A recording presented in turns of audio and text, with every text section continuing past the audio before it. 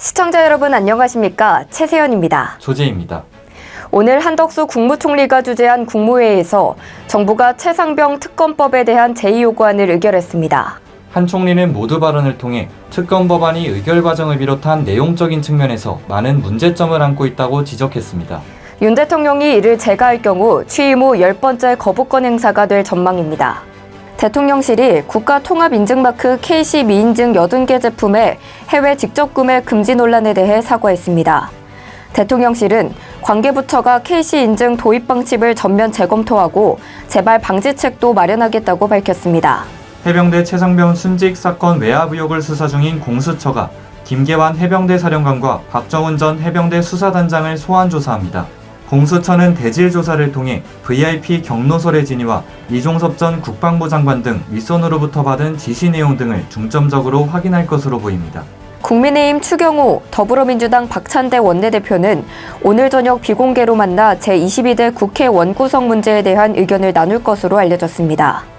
국회법에 따르면 다음 달 5일 열리는 22대 국회 첫 본회의의 이틀 뒤인 7일까지 원구성 협상을 완료해야 합니다.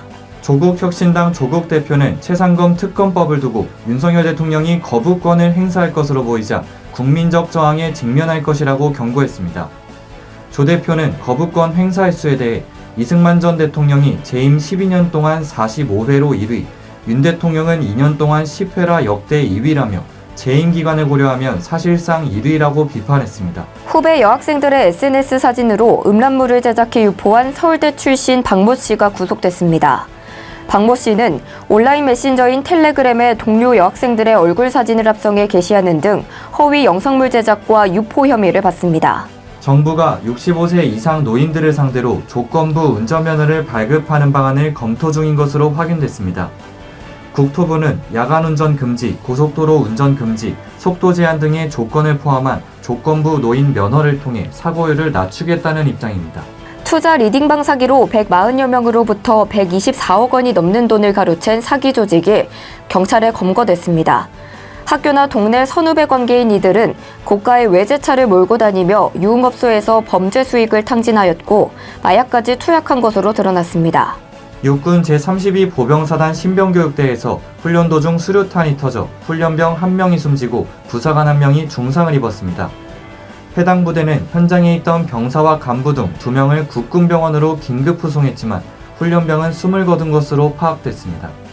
우리가 더 이상 상황을 바꿀 수 없을 때에는 우리 자신을 바꿔야 합니다. 유명 작가 빅터 프랭클이 한 말이죠. 살아야 할 이유가 있는 사람들은 어떤 방법으로도 고통과 고난을 감내할 수 있다고 합니다. 오늘 하루 내 자신의 존재 이유를 고민해보는 건 어떨까요?